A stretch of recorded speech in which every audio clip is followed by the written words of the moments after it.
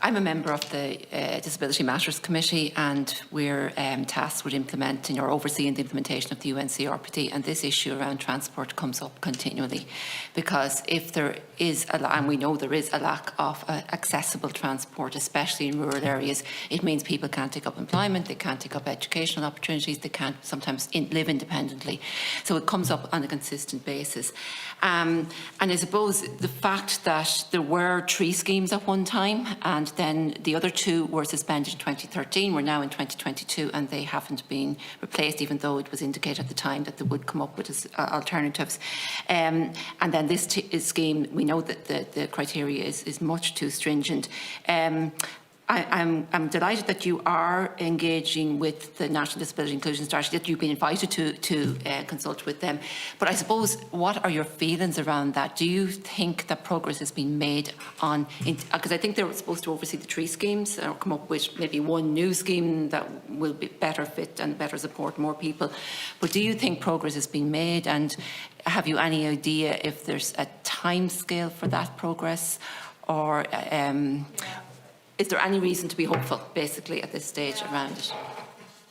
I suppose I don't want to sabotage the subgroup that we're on by being somewhat sceptical. I hope that we're going to I think we're trying to make progress. I don't really have a good understanding of where the National Disability Inclusion Strategy Working Group are at, because I know they're, obviously with COVID, I think there was no meetings of that group, and I don't know whether it's resumed.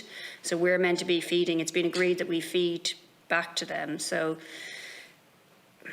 I don't have a good understanding of where that's at, and I'm hoping that they are starting to make progress and that they're meeting regularly, because otherwise, you know, we'll make our recommendations, and we're in the process of, I suppose, putting that together, and we're looking at international schemes and all of that good work, but I don't know where they're at.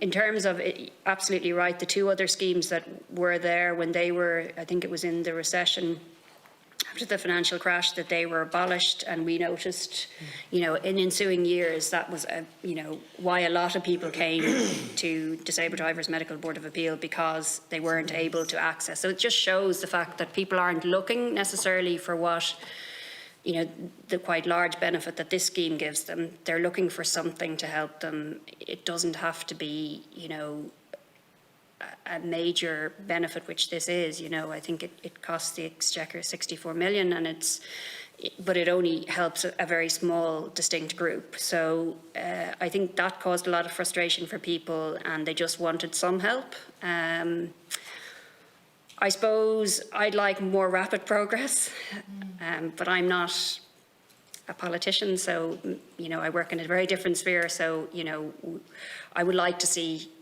things progress further. And given that the Supreme Court, we're now coming up to 2 years since the Supreme Court decision, so I feel like we could have it all sewn up and delivered and ready for legislation maybe even 6 months ago, but certainly this year. But that hasn't happened, unfortunately. Yeah, the fact that there's no other scheme in place means people are applying for this one because they've no other option, especially, as I say, they're in rural areas. Because I actually attended an assessment recently with a constituent. They asked me to attend for assessment of the primary medical cert with them. And I have to say the community doctor that did it was very thorough. But, like, discussing it with her after, we both knew that he wasn't going to qualify because of the stringent criteria, and like she was frustrated as well, completely with it, and he was refused. And I mean, he does not have the use of one of his arms, so he couldn't possibly drive. And yet, you know, he still didn't qualify. So obviously he has appealed the decision. But even recently he was asking me, should he follow up on the appeal? But I was saying to him, on a recent PQ that I put to the Minister of Finance, the attempts to get another appeal board together has been unsuccessful to date. I mean, does that surprise you? They had no applications apparently by the end date. So yeah, I suppose if you're a medical practitioner and you hear that 5 medical practitioners have resigned on ethical grounds, or 4 medical practitioners, there's 4 of us that have resigned. You know, even if you don't know why, you're going to be reluctant to take that on.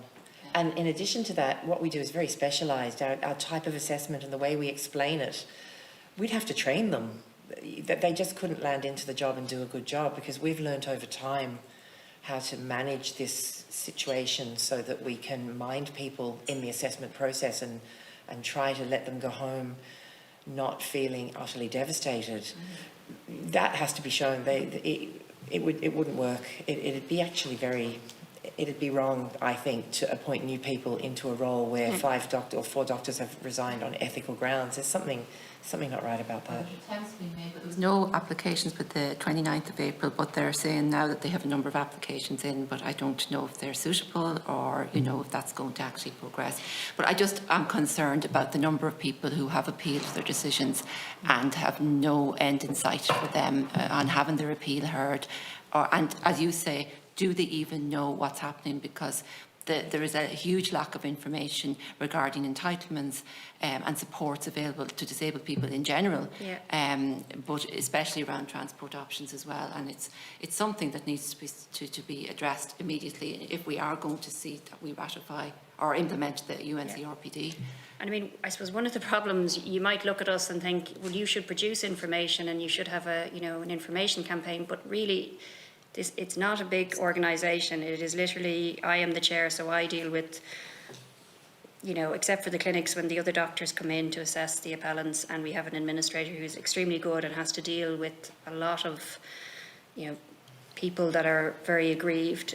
But we don't have any other support. It's run on quite a narrow margin, if you like. So there isn't. We do have an information leaflet, but we should have much more, and there should be a lot more backup in terms of, even legal issues and freedom of information and GDPR, all of that sort of thing would need to be looked at, in a future scheme as well. Yeah, and as I said,